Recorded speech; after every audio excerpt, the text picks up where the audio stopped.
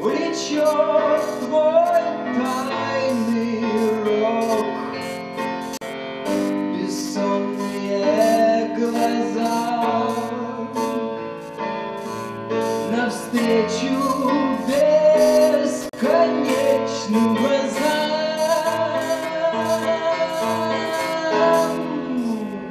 Je fais les connaissances avec sa musique avant tout, avec Yuri Morozov, pas avec lui-même. Parce que et pour nous, pour la jeunesse de l'année 70, début 80, c'était Idole Invisible. Sa musique, elle était distribuée sous le manteau par les réseaux hippies, partout dans tout l'espace de l'ex-URSS. Donc un jour, j'étais hébergé par le président d'Euroclub à Saint-Pétersbourg.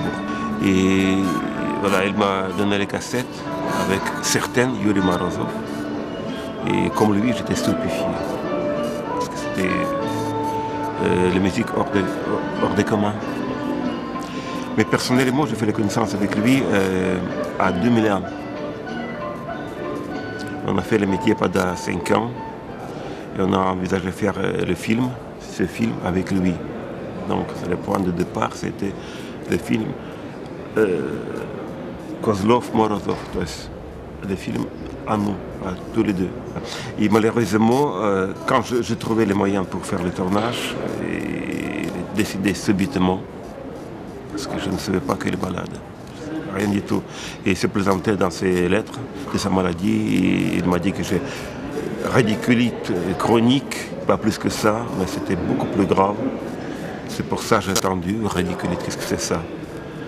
Mais dans la dernière lettre, j'ai compris que c'est assez grave. 2 semaines avant sa mort. Vous savez, j'ai eu les chocs. Quand j'ai appris qu'il est décédé, j'ai téléphoné tout de suite à sa veuve, à Nina, et quand j'ai appris qu'il est décédé, vraiment, je ne savais pas quoi faire. Avant, j'ai pensé quand même faire le film avec les voix de narrateurs, auteur-narrateur. Mais définitivement, j'ai refusé parce que je préfère donner les paroles à Yuri Morozov. Au départ, c'est lui qui doit guider dans le film. Et j'ai laissé la place à lui. Je ne sais pas si c'est réussi, c'est à vous d'en juger, mais je n'ai pas envie de prendre les paroles au lieu de Morozov.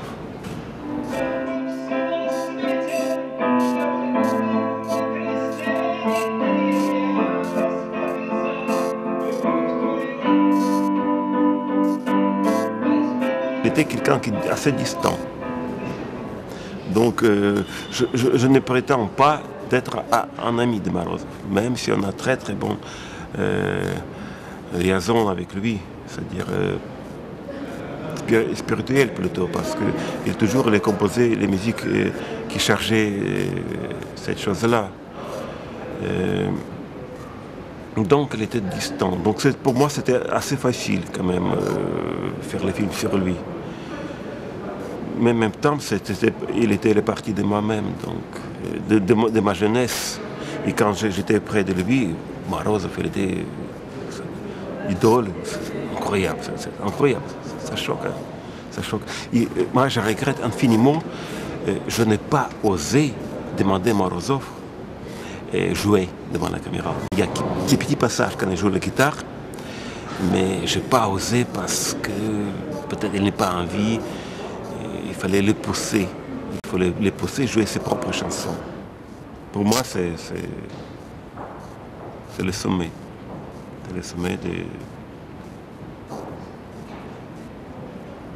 Est-ce que vous êtes un fan de Yuri? Oui. Je suis fanatique de Morozov, mais dans le bon sens. Dans le bon sens, parce que moi, je prends les distances quand j'écoute sa musique. Et c'était très difficile de monter les interviews que je fais avec lui. Mais heureusement, avec les distances que je fais, c'était possible. C'était possible. Bon, il essayait de créer son propre rock, le rock de Morozov, bien sûr, mais il était basé sur la musique anglaise et américaine.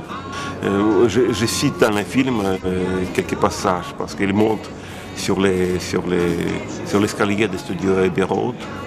Voilà, juste pour monter. Il n'entrait pas. Il fait semblable qu'il entre, mais les portes sont fermées. Parce qu'il rêvait toute sa vie franchir les seuils de ces studios. Et c'est pareil avec les petits passages piétons, quand il traverse les rues Abbey Road. Pareil, bien sûr, il est très influencé par les Beatles. Et il composait ses premières chansons en russe sur la musique des Beatles. Il y a des mélodies russes dans ses chansons. Donc il est inspiré bien sûr par les cultures authentiques russes. En plus, il a enregistré les chants des babouchkas, des vieilles mamans, des vieilles femmes russes dans son studio. Bon, pour lui, il était ouvert à toutes les musiques. C'est pas uniquement le rock qu'il était. Avant, il était écouté et entendu par tous les réseaux marginaux en Russie, dans la Russie entière. Mais après les perestroïka, avec l'ouverture des frontières, on a eu le choix de tous les gens de la musique. Donc il était un peu oublié, si vous voulez, même par les marginaux, si vous voulez. Morozov, c'était underground en plus. Bon, il gardait les distances, même avec ses collègues de underground.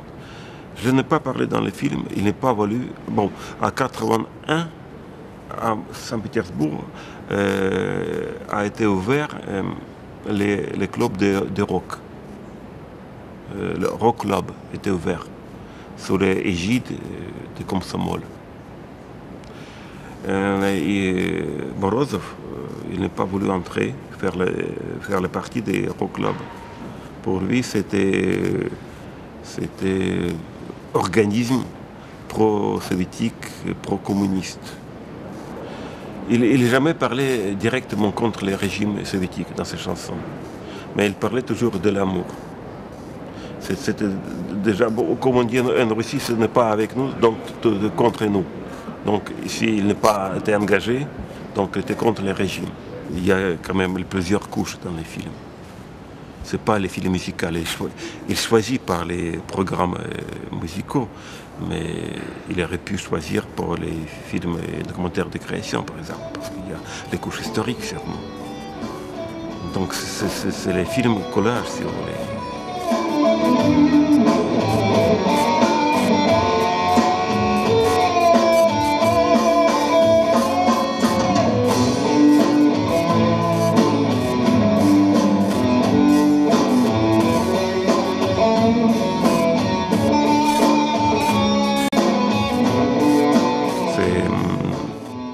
De Morozov qui finançait le tournage en Russie.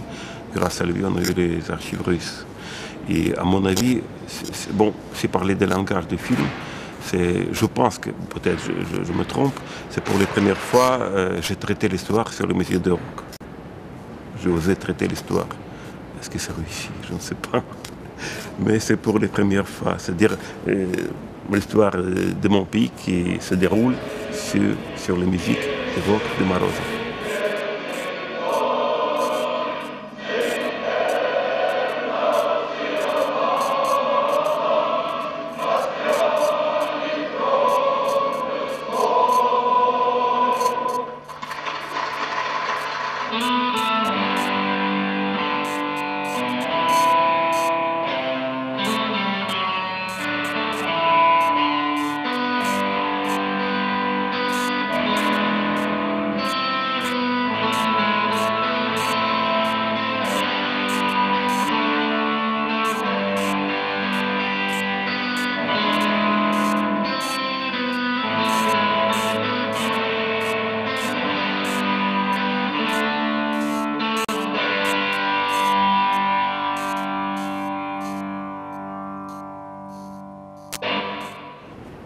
que quand même, il a vécu à l'époque de Brejnev, après l'époque de Gorbatchev, après l'époque d'Eltsine, et voilà, une nouvelle tsar qui est arrivé.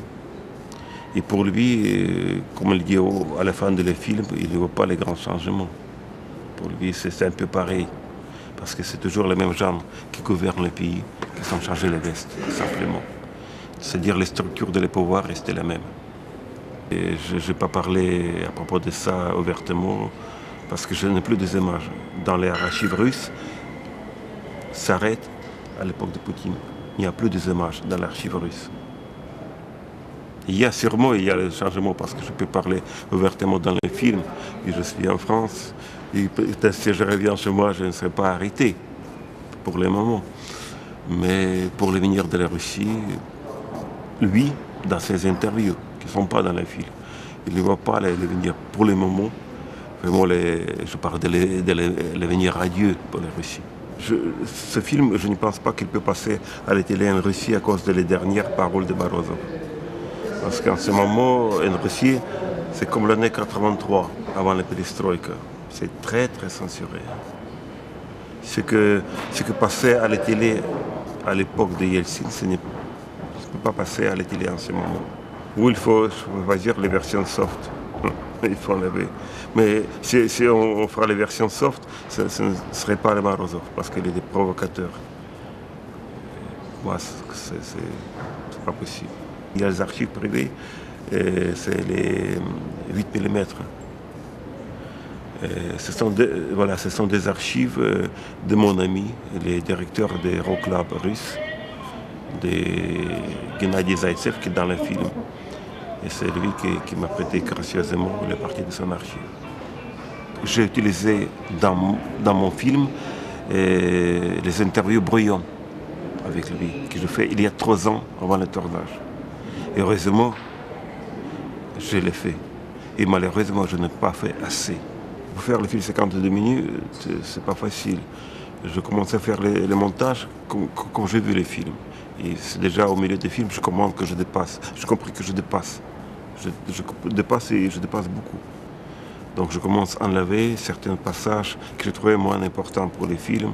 Et c'était pas facile et douloureux parce que c'est mon enfant, donc il fallait couper un doigt ou autre chose. Voilà, c'est le format qui m'a limité avant tout. C'est le format qui m'a limité. Et j'ai fait, si on peut dire, je fais le film avec un H. Vous savez, comme la voiture de Lada. C'est une voiture que fait avec un H, une voiture avec les formes carrées. Donc ce film, pour moi, même si c'est le film à moi, c'est fait avec un H. Et je voulais faire les films plus fins. J'étais un musicien. C'est-à-dire j'ai composé les chansons. D'ailleurs, j'ai voulu montrer à Morozov mes propres compositions. Je n'ai pas osé. Et c'est moi, je regrette infiniment parce que c'est plus possible.